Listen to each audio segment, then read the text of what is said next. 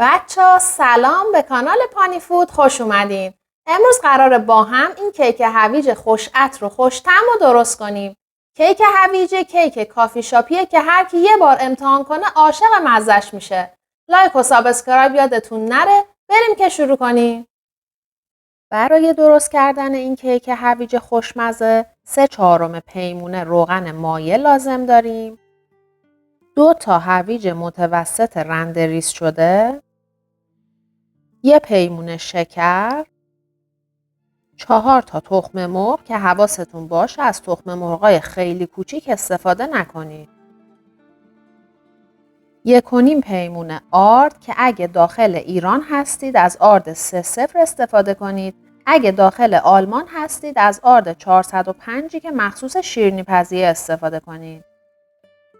1 قاشق غذاخوری پودر دارچین، نصف پیمونه گردوی خرد شده، نصف قاشق چایخوری وانیل، 1 قاشق مرباخوری بیکینگ پودر. تخم مرغ و شکر و وانیل رو با دور تند همزن میزنم تا رنگش روشن بشه.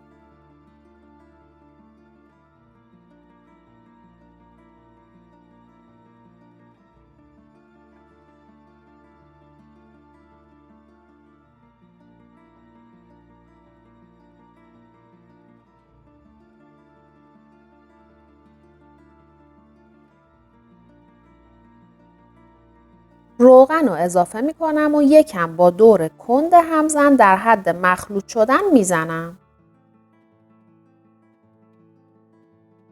آرد و بیکینگ پودر و پودر دارچین رو روی موادم الک میکنم و با همزن دستی آروم هم میزنم تا با مواد حسابی مخلوط بشه.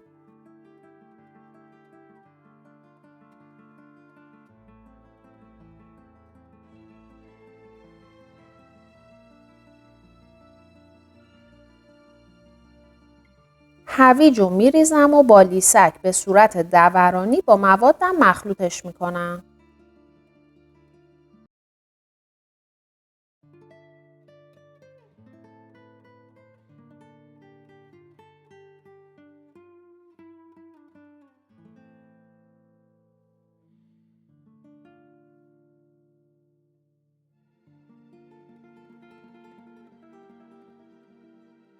برای اینکه گردو توی کیک ته‌نشین نشه، اونو با نصف قاشق غذاخوری آرد مخلوط میکنم و به مواد اضافه میکنم.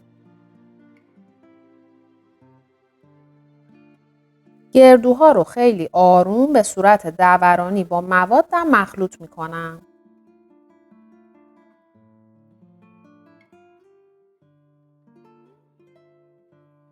کف و دیواره های یک قالب میان تهی به قطر 25 سانت یا یک قالب گرد به قطر 23 سانت رو با کره مایع چرب می کنم.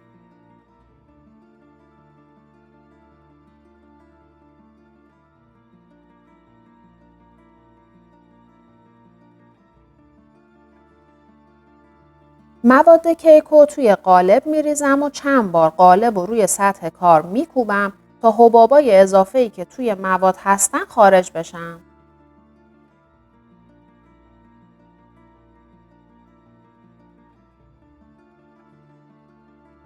برای پختن کیک و شیرینی همیشه باید اول فر رو 10 دقیقه گرم کنید.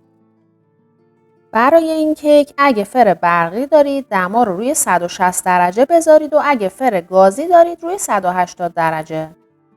بعدش قالب رو توی فری که از قبل گرم کردین با حالت هوای داغ چرخشی توی طبقه وسط بذارین تا 45 دقیقه بپزه. این دما تقریبی هستش و شما بعد از نیم ساعت میتونید در فر رو باز کنید و کیک رو با یه خلال دندون یا سیخ چوبی چک کنید که اگه پخته بود اونو از فر خارجش کنید. وقتی که کیک پخت میذارم سرد شه و بعدش اونو از قالب جدا میکنم. روی کیک پودر قند الک میکنم و با خامه زده شده و ماسوره دودی روی اونو تزیین میکنم.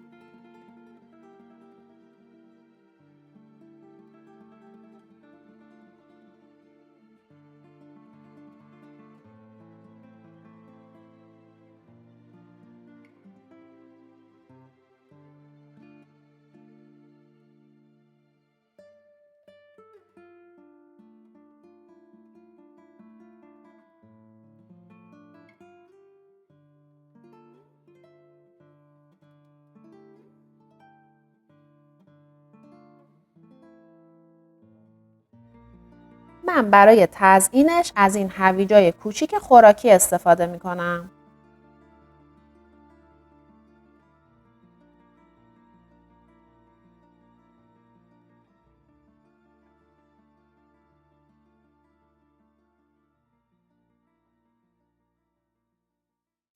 کیک هویج خوشمزه ما آماده شد. بیان جلو بافتش رو از نزدیک نشونتون بدم.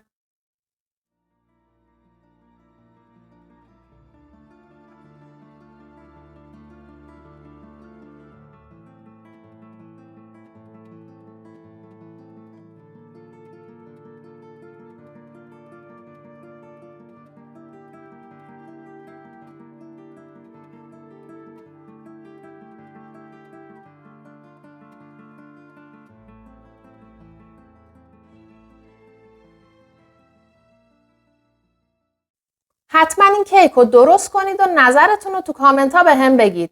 لایک و سابسکرایب یادتون نره. دوستتون دارم. تا یه ویدیوی دیگه. خداحافظ.